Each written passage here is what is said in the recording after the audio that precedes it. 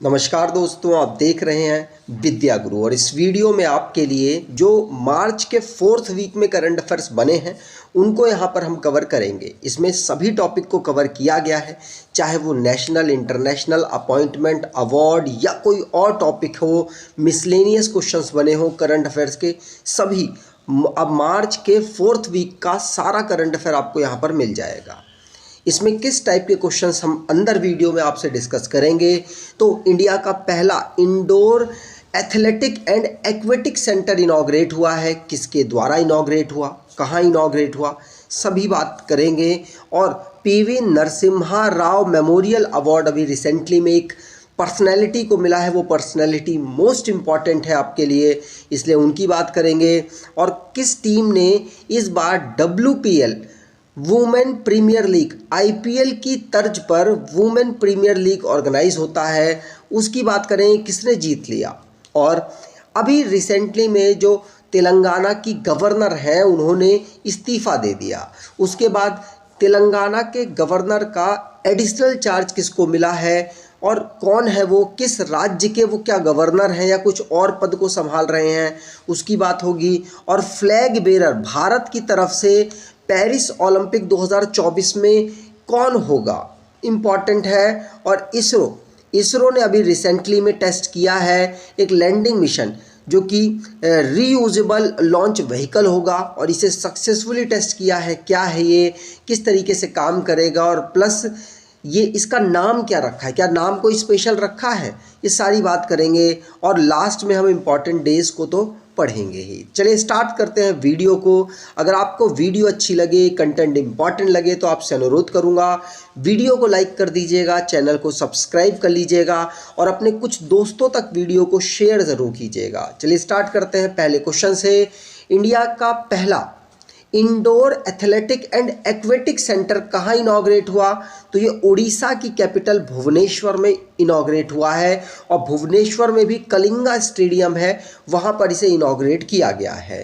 किसके द्वारा इनॉग्रेट किया गया, तो उड़ीसा के चीफ मिनिस्टर हैं नवीन पटनायक, उनके द्वारा इंडिया का पहला indoor athletics and aquatic centre को इनॉग्रेट किया गया है। ध्यान रखिएगा, पूछा जा सकता है क्योंकि पहला है इसीलिए इम्पॉर्टेंट है। ठीक, आगे बात करें तो नवीन पटनायक आप यहाँ देख सकते हैं इंडिया का पहला इंडोर एथलेटिक सेंटर इनॉग्रेट कर चुके हैं। अगला क्वेश्चन है PV Narasimha Rao memorial award किसको दिया गया, तो PV Narasimha Rao memorial award ये जो दानवीर लोग होते हैं, अपने जीवन में बहुत ही लोगों की मदद के लिए आतुर होते हैं, उनके लिए अलग अलग लेवल तक चले जाते हैं, उनको ये अवार्ड दिया जाता है।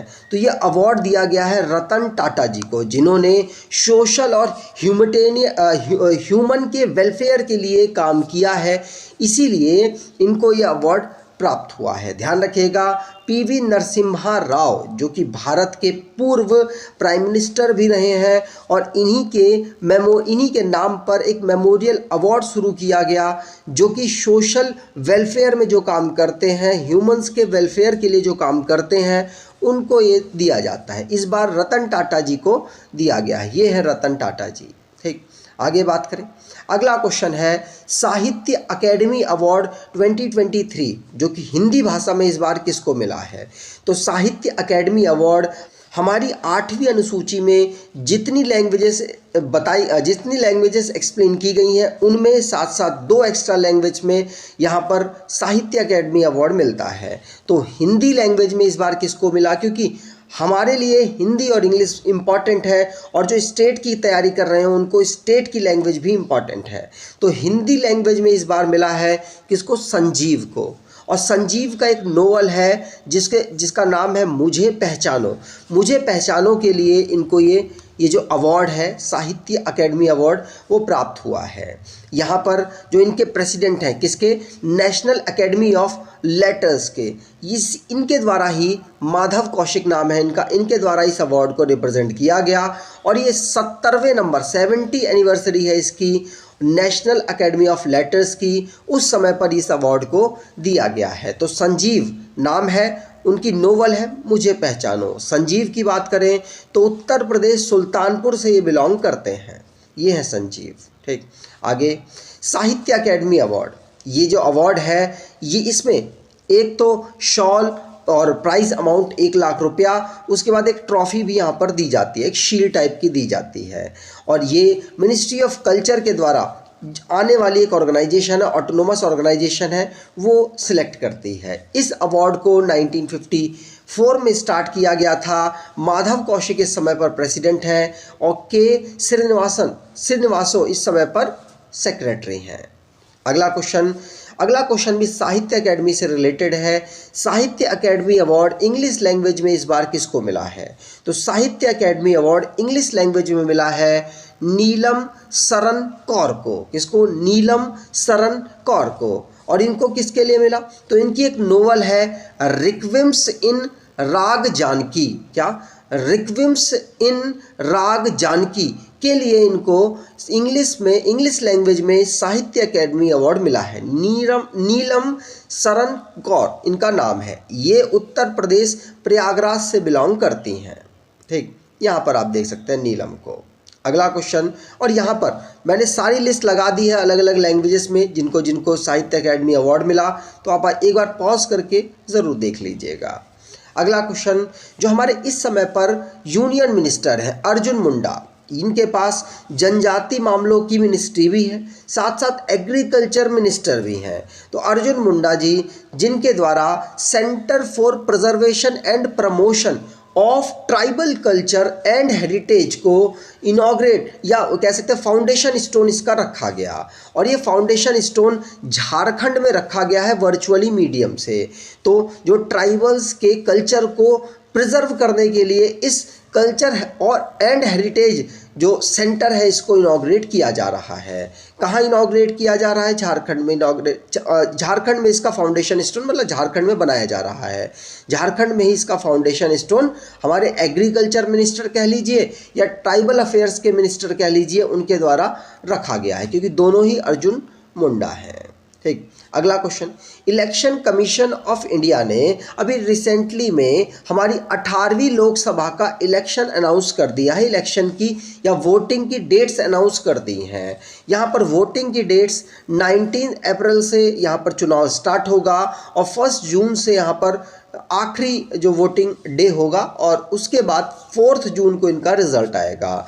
अगर बात करें लोकसभा में 550 सीट्स हैं, जिसमें से 543 सीट्स में लोकसभा में यहाँ पर इस बार जो वोटिंग होगी वो होगी। जो एक सीट है वो मणिपुर की है, जहाँ पर वायलेंस की वजह से यहाँ पर वोटिंग को रोका गया है। और यहाँ पर जो 17वीं लोकसभा है वो 16 जून को आखिरी उसका समाप्ति हो जाएगी और 18वीं हमारी लोकसभा स्टार्ट होगी। अब बात करें अलग अलग फेज़, कितने फेज़ में होंगे? 7 फेज़ में यहाँ पर इलेक्शन होने वाले हैं। आखिरी फेज़ 1 जून को, स्टार्टिंग वाला फेज़ 19 जून को होगा। अलग अलग जो राज्य हैं वो इसमें डिस्क्राइब किए गए हैं कि किस फेज़ में किस राज्य का यहाँ पर वोटिंग होगी। रिज़ल्ट 4 तारीख को अनाउंस किया जाएगा। अगला question, election commission of India ने जो अभी असेंबली का जो अभी 18वीं लोकसभा का चुनाव होगा उसी समय पर इन्होंने असेंबली का इलेक्शन भी अनाउंस कर दिया है। कितनी असेंबली का किया है? तो टोटल 4 असेंबली का इलेक्शन अनाउंस कर दिया है और इनका रिजल्ट डेट भी सेम है 4 जून को। और आखिरी इनके यहाँ पर भी 4 फेज़ में इलेक्शन वो वोटिंग कराई जाएगी और 1 जून तक इनके यहाँ पर भी वोटिंग होने वाली है। तो अभी 4 राज्य कौन है? अरुणाचल प्रदेश, सिक्किम, आंध्र प्रदेश और उड़ीसा। इन 4 राज्यों में भी साथ साथ यहाँ पर इलेक्शन असेंबली जो कि इनकी विधानसभा है उसके लिए होंगे। अगर इनकी विधानसभाओं की सीट्स की बात करें, नंबर ऑफ़ सीट्स की बात करें, तो Arunachal Pradesh have 60 seats, Sikkim have 32 seats और ये उस क्राइटेरिया कम से कम 60 सीटें हमारी जो विधानसभा है उसमें होनी चाहिए उसको फॉलो नहीं करता और ये अपवाद है। इसी प्रकार से गोवा भी अपवाद है, एक्सेप्शन है। और आंध्र प्रदेश की जो विधानसभा है उसमें 175 सीट्स हैं, उड़ीसा में 147 सीट्स हैं। ठीक, अगला क्वेश्चन, जो अभी वुमेन प्रीमियर लीग हुआ, महिलाओं का प्रीमियर लीग क्रिकेट में होता है, वो अभी 2nd टाइटल ही हुआ है। पिछले साल 2023 में पहला टाइटल हुआ था, उसको मुंबई इंडियंस ने जीत लिया था। इस बार किसने जीता वुमेन प्रीमियर लीग को? तो ये रॉयल चैलेंजर्स बेंगलोर ने इस अवार्ड को जीत लिया है, इस टूर्नामेंट को जीत लिया है। दिल्ली को यहाँ पर हराकर इस टूर्नामेंट को जीता है इनके द्वारा, ध्यान रखिएगा। और आरसीबी रॉयल चैलेंजर्स बेंगलोर, इसके सबसे ज़्यादा रन पूरे टूर्नामेंट में सभी प्लेयरों में किसने बनाए? तो एलिस पेरी ने बनाए और उनको ऑरेंज कैप मिला है। आपको पता होगी इसका एक रूल होता है, जो सबसे ज़्यादा रन्स बनाता है उसको ऑरेंज कैप मिलता है, और जो सबसे ज़्यादा विकेट्स लेते हैं उनको पर्पल कैप मिलती है। तो पर्पल कैप भी आरसीबी के श्रीलंका पाटिल को यहाँ पर प्राप्त हुआ है। ठीक, आगे बात करें तो ये यहाँ पर आरसीबी ने यहाँ पर जीत दर्ज की है, और वुमेन प्रीमियर लीग महिलाओं में इन्होंने जीत दर्ज की। अब अगर मेल की बात करें तो आज तक आरसीबी अभी तक कोई टूर्नामेंट नहीं जीती है। मेल का जो इंडियन प्रीमियर लीग होता है आईपीएल, उसको कब से ऑर्गेनाइज कराया जा रहा है? 2008 से ऑर्गेनाइज कराया जा रहा है, और अभी तक आरसीबी वहाँ पर टूर्नामेंट्स नहीं जीत पाई। अगला क्वेश्चन, नए chairman CBSE central board of secondary education के कौन बने हैं? सेंट्रल गवर्नमेंट ने राहुल सिंह, जो कि खाली पड़ा हुआ पद था, उसमें राहुल सिंह को यहाँ पर अपॉइंट कर दिया है। इनसे पहले निधि चिब्बर थी, निधि चिब्बर सीबीएसई की चेयरपर्सन थी। अब कौन बन गए? तो अब राहुल सिंह बन चुके हैं। हेडक्वार्टर अगर सीबीएसई की बात करें तो नई दिल्ली में है। 1962 में इसे फाउंड किया गया और चेयरपर्सन तो राहुल सिंह हो चुके हैं। अगला क्वेश्चन, इसरो ने अभी यहाँ पर जो गगनयान क्रू है उसको असिस्ट करने के लिए एक ऐप को लॉन्च किया है। वो कौन सी ऐप है? तो ये ऐप लॉन्च की गई है विक्रम साराभाई स्पेस सेंटर, जो कि थुम्बा तिरुवनंतपुरम केरला की कैपिटल में अवेलेबल है।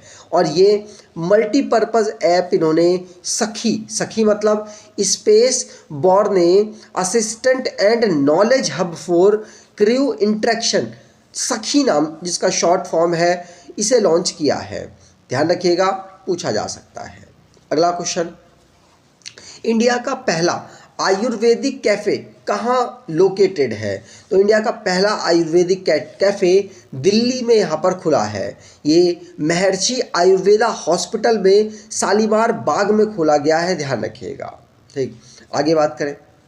अगला question, election commission of India ने नेशनल डिसेबिलिटी आइकन किसको बनाया है?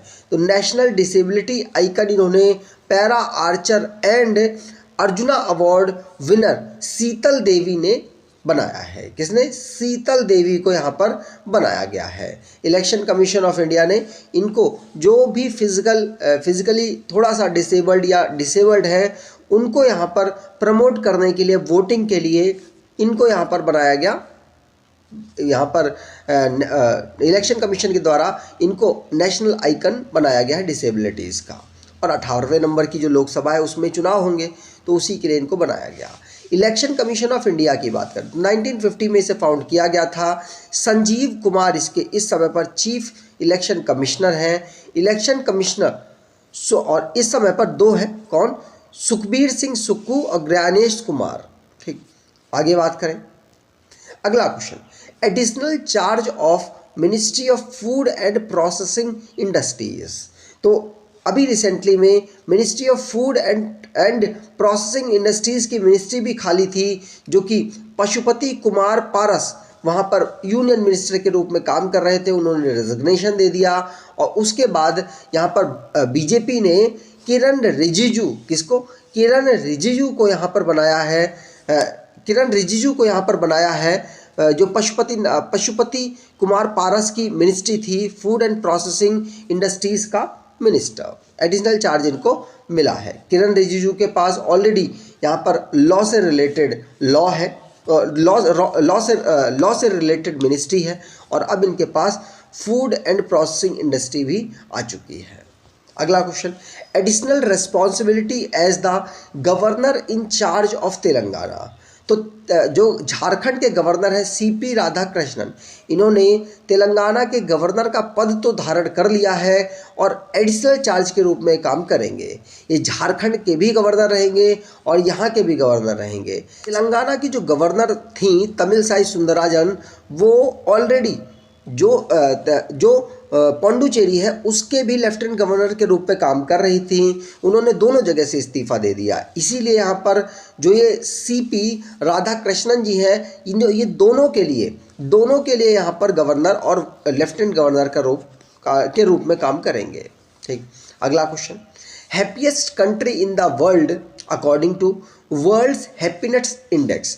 तो हैप्पीनेस इंडेक्स में भारत की रैंक और टॉप पर कौन रहा? तो भारत की रैंक हैप्पीनेस इंडेक्स में कितनी रही? 116 और इसमें टॉप पर रहा फिनलैंड। कौन टॉप पर रहा? फिनलैंड लगातार 7वीं बार टॉप कर गया है। आखिरी रैंक पर अफगानिस्तान रहा है, ध्यान रखिएगा। आगे बात करें तो यहाँ पर सबसे खुशहाल देश आप देख सकते हैं, जो सबसे ज़्यादा खुशहाल है और सबसे ज़्यादा इन्होंने यहाँ पर मतलब ग्रोथ, जो माइंड फ्री होता है वो ग्रोथ भी करता है। अगर बात करें भारत की रैंक की वर्ल्ड हैप्पीनेस इंडेक्स 2024 में, तो यूनाइटेड नेशन के द्वारा यहाँ पर इस रिपोर्ट में भारत को 126 रैंक दी गई है। कितनी? 126 रैंक। पिछले साल भारत 125 में था, इस साल इनकी रैंकिंग एक घट गई है। आगे बात करें तो यहाँ पर भारत के नेबर कंट्रियों की भी लिस्ट दी गई है, जिसमें नेबर में चाइना भारत से बेहतर पोजीशन में हैप्पीनेस में, नेपाल बेहतर में है, पाकिस्तान बेहतर में है और म्यांमार बेहतर में है। 2 देश भारत से अभी कमज़ोर है हैप्पीनेस रैंकिंग में। एक तो है कौन? बांग्लादेश, और एक है अफगानिस्तान। ये भी दोनों भारत के पड़ोसी देश हैं। अगला question, 3rd edition of north east games 2024। तो तीसरे नंबर का नॉर्थ ईस्ट गेम 2024 है, कहाँ पर ऑर्गेनाइज हुआ है? तो ये नागालैंड में regional centre for supporting excellence launch किया गया है, जो नॉर्थ ईस्ट के गेम्स को आगे बढ़ाने में मदद करेगा। इसमें लगभग नॉर्थ ईस्ट के 3000 एथलीट्स पार्टिसिपेट कर रहे होंगे। और यहाँ पर जो नॉर्थ ईस्ट में खेल हैं, कौन से खेल जो ज़्यादातर ओलंपिक में होते हैं, उन पर यहाँ के जो यूथ्स हैं उनको प्रैक्टिस करने में मदद मिलेगी। ठीक, आगे बात करें। अगला क्वेश्चन है, appointed as the new captain by Chennai super king. तो चेन्नई सुपर किंग का नए कैप्टन कौन बन गए हैं? तो चेन्नई सुपर किंग के कौन? ऋतुराज गायकवाड़। इन्होंने महेंद्र सिंह धोनी की जगह ली है, ध्यान रखिएगा। और सीएसके ने इनको लास्ट ईयर 6 करोड़ रुपए में रिटेन किया था और इनका परफॉर्मेंस लास्ट ईयर बहुत ही गजब का था।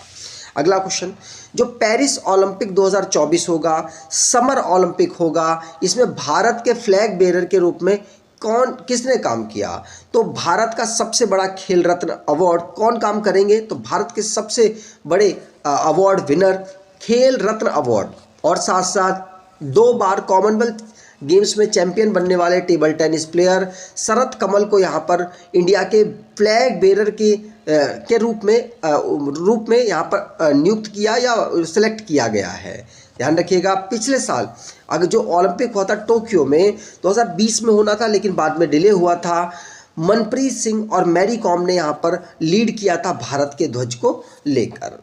ठीक, आगे बात करें। Company unveiled latest artificial intelligence chip, जिसका नाम है B200 ब्लैकवेल। तो किस कंपनी ने यहाँ पर आर्टिफिशियल इंटेलिजेंस चिप और जिसका नाम B200 ब्लैकवेल रखा गया वो लॉन्च किया है? तो निवीडिया के द्वारा यहाँ पर B200 ब्लैकवेल AI चिप को लॉन्च किया गया है, जिससे कि यहाँ पर परफॉर्मेंस के साथ साथ जो भी cloud computing services, artificial intelligence product से रिलेटेड सर्विसेज चाहिए होंगी वो प्राप्त की जा सकती हैं। ठीक, आगे बात करें। Indian council of agriculture research, जिन्होंने अभी रिसेंटली में एग्रीकल्चर सेक्टर में मशीन्स के जो ये कह सकते हैं एक्सपर्टाइज बनाने के लिए यहाँ पर धनुका एग्री लिमिटेड के साथ साइन अप किया है, जिससे कि जिससे कि भारत का जो एग्रीकल्चर जो स्पेस है वो बढ़ सके दुनिया में। ठीक, आगे बात करें। अगला क्वेश्चन, अभी रिसेंटली में न्यूजीलैंड के द्वारा शॉप्स पे, जो वहाँ की रिटेल शॉप्स हैं, वहाँ पर माइनर्स के लिए ई सिगरेट या फिर वेप्स बेचना अगर कोई बेचता है तो उस पर पेनल्टी हाई लगाई जाएगी, ऐसा न्यूजीलैंड ने बोला है। और वो अब डिसाइड कर रहे हैं कि वो ऐसा करने वाले हैं, जिससे कि जो उनके देश में युवाओं में नशे की लत है सिगरेट्स की, उस ई सिगरेट्स की, उसको कम किया जा सके। ठीक, ध्यान रखिएगा। अगला क्वेश्चन, भारत की एक महारत्न कंपनी है, गवर्नमेंट ओन्ड कंपनी है, Bharat petroleum corporation limited BPCL, जो कि बिजनेस वर्ल्ड रियल 500 की रैंकिंग में 5वें स्पॉट पर रही है। तो BPCL जिसने 5वीं रैंक अपनी हासिल की बिजनेस वर्ल्ड रियल 500 की लिस्ट में। ध्यान रखिएगा, पूछा जा सकता है, ये ministry of petroleum and natural gas के अंतर्गत आती है। इसको 1952 में फाउंड किया गया था। आगे अगला क्वेश्चन है, अभी एक रिसेंटली में एक कंपनी है ग्रिड इंडिया, जो कि एनर्जी सेक्टर में काम करती है, ये मिनिस्ट्री ऑफ पावर के अंतर्गत ही आती है, और अभी इसको मिनी रत्न कैटेगरी फर्स्ट स्टेटस प्राप्त हो चुका है। तो अब हमारी एक और कंपनी ग्रिड इंडिया, जो कि मिनी रत्न कैटेगरी फर्स्ट में आ चुकी है। मिनी रत्न, महारत्न और नवरत्न, मैं सीक्वेंस से बताता हूँ, महारत्न, नवरत्न और मिनी रत्न। मिनी रत्न की 2 कैटेगरीज है, कैटेगरी फर्स्ट, कैटेगरी सेकंड। तो कैटेगरी फर्स्ट में आ चुकी है ग्रिड इंडिया। ठीक, आगे बात करें। अगला क्वेश्चन है, इसरो के द्वारा भी रिसेंटली में एक रीयूजेबल लॉन्च व्हीकल को जो लैंडिंग मिशन के लिए सक्सेसफुली टेस्ट किया गया है, इसका नाम क्या रखा गया? इसका नाम पुष्पक रखा गया है। क्या? पुष्पक। और एरोनॉटिक्स रेंज जो टेस्ट रेंज है कर्नाटका में इसका सक्सेसफुली टेस्ट किया गया है। ठीक, चलिए, पुष्पक नाम है, ध्यान रखिएगा। अगला क्वेश्चन, अभी प्राइम मिनिस्टर हैं कहाँ के? ये आयरलैंड के हैं। आयरलैंड के इन्होंने अभी इस्तीफा दे दिया, जिनका नाम है लियो वडारकर। नाम क्यों इम्पॉर्टेंट है? लियो वडारकर का नाम इम्पॉर्टेंट इसलिए है क्योंकि भारतीय ऑरिजिन के हैं, और जब ये नियुक्त हुए थे तो उस टाइम पर इनके बारे में काफ़ी ज़्यादा चर्चाएं हो रही थी और काफ़ी ज़्यादा फेमस हुए थे। ये है लियो वडारकर, आयरलैंड के फॉर्मर प्राइम मिनिस्टर, भारतीय मूल के। अगला क्वेश्चन, माइक्रोसॉफ्ट AI, जिस प्रकार से माइक्रोसॉफ्ट एक बड़ी कंपनी है, उसने अपने अलग अलग ब्रांचेस बना रखी हैं, तो माइक्रोसॉफ्ट की आर्टिफिशियल इंटेलिजेंस के लिए काम करने वाली एक ब्रांच है जिसका नाम माइक्रोसॉफ्ट AI उसने रख रखा है। तो माइक्रोसॉफ्ट AI के CEO कौन नियुक्त हुए हैं? इनका नाम है मुस्तफ़ा सुलेमान। कौन? मुस्तफ़ा सुलेमान, जो कि माइक्रोसॉफ्ट AI के CEO नियुक्त हुए हैं। यहाँ पर इनकी बात करें, जो सुलेमान जी हैं, ये को फाउंडर है डीप माइंड के, और अब डीप माइंड को गूगल के द्वारा 2014 में एक्वायर कर लिया गया था। उसके बाद ये खाली और इनको CEO बना लिया गया। वैसे माइक्रोसॉफ्ट की बात करें तो उसके CEO है भारतीय सत्य नडेला, और इस समय पर ओपन AI सबसे बड़ी आर्टिफिशियल इंटेलिजेंस से रिलेटेड कंपनी है, और इसके CEO कौन है? Sam Altman. सभी चीज़ याद रखिए। अगला क्वेश्चन, नए एम्बेसडर भारत के रशिया में कौन बने हैं? तो रशिया के साथ हमारे रिलेशन बेहतर हैं, उनको और बेहतर करने के लिए हम अपने एम्बेसडर नियुक्त करते हैं हर देश के साथ, ज़्यादातर देशों के साथ। तो यहाँ पर रशिया के साथ रिलेशनशिप को बेहतर करने में अब विनय कुमार जी मदद करेंगे, ये क्योंकि नए एम्बेसडर बन चुके हैं भारत के रशिया में। ध्यान रखिएगा, ये अभी तक म्यांमार में एम्बेसडर थे भारत के, और अब ये रशिया में एम्बेसडर भारत के बन चुके हैं। अगला क्वेश्चन, टाइगर ट्रियम्फ 24 नाम की एक्सरसाइज कहाँ पर ऑर्गेनाइज हुई? भारत में ऑर्गेनाइज हुई। किसके साथ ऑर्गेनाइज होती है? USA के साथ भारत इसे ऑर्गेनाइज करता है। ये एक्सरसाइज 2 फेज में ऑर्गेनाइज की जा रही है। 18 से 31 होगी उसमें 18 से 25 पहला फेज़ होगा हार्बर फेज़ और दूसरा 26 से 31 होगा। और ये दोनों फेज़ भारत में ऑर्गेनाइज होंगे। ठीक, आगे बात करें टाइगर ट्रियम्फ, जिसको ऑर्गेनाइज पहली बार किया, लास्ट टाइम किया गया था 2019 में, जो कि डिज़ास्टर रिलीफ एक्सरसाइज होती है। इसमें एक दूसरे की जो कमियां हैं उनको देखा जाता है, उनको बेहतर किया जाता है, साथ साथ कोलैबोरेट किया जाता है कि एक दूसरे के साथ कैसे हम काम करेंगे। इनके 2 फेज़ होंगे। पहला फेज़ विशाखापट्टनम में मैंने आपको बता दिया 18 से 26 हार्बर फेज़ कहाँ होगा, विशाखापट्टनम। दूसरा फेज़ आंध्र प्रदेश के काकीनाडा में होगा। ठीक, चलिए आगे बात करते हैं। अगला क्वेश्चन, त्रिनेत्र जो ऐप है 2.0, इसको स्टेट पुलिस, उत्तर प्रदेश की स्टेट पुलिस ने लॉन्च किया है। इसके माध्यम से क्या किया जाएगा, जो क्राइम्स है उनको रोकने की मदद की जाएगी, साथ साथ इन्वेस्टिगेट करने में भी इसकी मदद की जाएगी। तो त्रिनेत्र 2.0 को लॉन्च किया गया, जिसके माध्यम से कैमरे वगैरह या डिजिटल फॉर्म में डेटास को रखा जाएगा, जिससे कि आगे चल के मदद मिल सके जो भी कोई क्राइम्स हो उनको सॉल्व करने में। आगे अगला क्वेश्चन है, कोविंद कमेटी किससे रिलेटेड है। अभी ये इंपॉर्टेंट है क्योंकि कोविंद कमेटी, कोविंद कौन है, रामनाथ कोविंद, ये भारत के 14th नंबर के कौन थे, प्रेसिडेंट थे। भारत के 14 नंबर के प्रेसिडेंट, फॉर्मर प्रेसिडेंट थे। और अब इनकी अध्यक्षता में एक कमेटी बनाई गई जिसको कोविंद कमेटी कहा गया। ये रिलेटेड है साइमल्टेनियस इलेक्शन से रिलेटेड, मतलब एक ही साथ जितने भी राज्य हैं और लोकसभा सभी के चुनाव एक साथ करा दिए जाए, जिससे कि भारत पर लगातार चुनाव का बोझ ना पड़े। इसीलिए इस पर विचार विमर्श करने के लिए कमेटी बनाई गई, भारत के सरकार को सजेस्ट करने के लिए कमेटी बनाई गई, जिसका नाम कोविंद कमेटी रखा गया। कोविंद, रामनाथ कोविंद जी इसके प्रेसिडेंट थे, इसलिए कोविंद कमेटी इसको कह रहे हैं। 1 नेशन 1 इलेक्शन पर ये यहाँ पर सजेशन सरकार को देगी। और इन्होंने अपना जो सजेशन है वो द्रौपदी मुर्मू, जो कि भारत की प्रेसिडेंट है, उनको अपनी रिपोर्ट सबमिट कर दी है। ठीक, अगला क्वेश्चन, यावंडे डिक्लेरेशन क्या है। यावंडे डिक्लेरेशन ये फाइट अगेंस्ट मलेरिया से रिलेटेड एक डिक्लेरेशन है।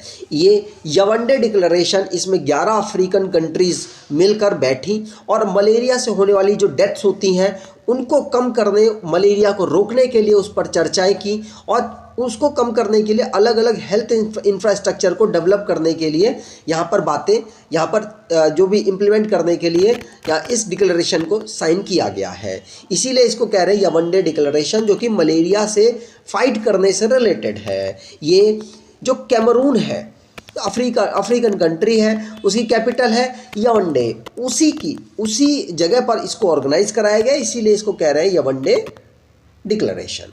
ठीक, अगला क्वेश्चन, फ़लस्तीन के नए प्राइम मिनिस्टर कौन बने। फ़लस्तीन के नए प्राइम मिनिस्टर बने हैं मोहम्मद मुस्तफ़ा।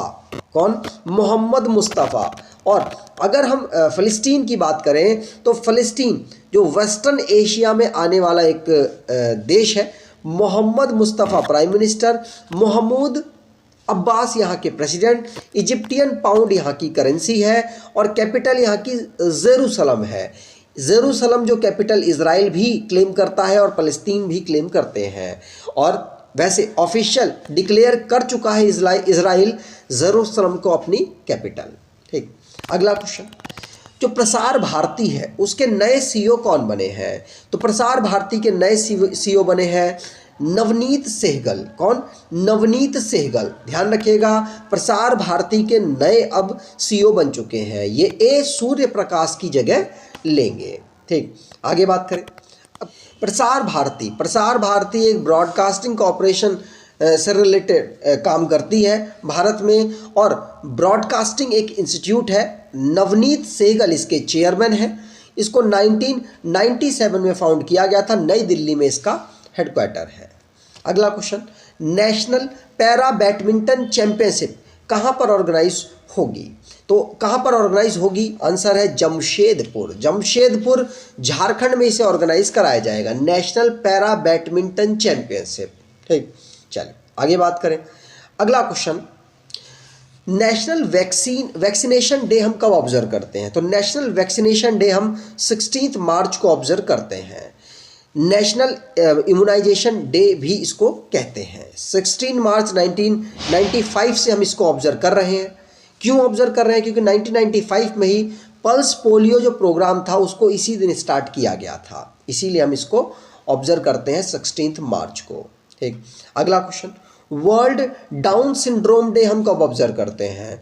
तो वर्ल्ड डाउन सिंड्रोम डे 21 मार्च को हम ऑब्जर्व करते हैं। इसकी थीम एंड द स्टीरियोटाइप रखी गई है। क्या? And the stereotype. और इसके यूनाइटेड नेशन इसको यूनाइटेड नेशन ने 2012 में अनाउंस किया था पहली बार, उसी के बाद से हम इसको ऑब्जर्व कर रहे हैं और 21 मार्च को हमने इसे ऑब्जर्व किया है। ठीक, अगला question, international day for the elimination of racial discrimination हम कब ऑब्जर्व करते हैं? तो ये भी हम 21 मार्च को ऑब्जर्व करते हैं। इस डे को 1960 से हम ऑब्जर्व कर रहे हैं।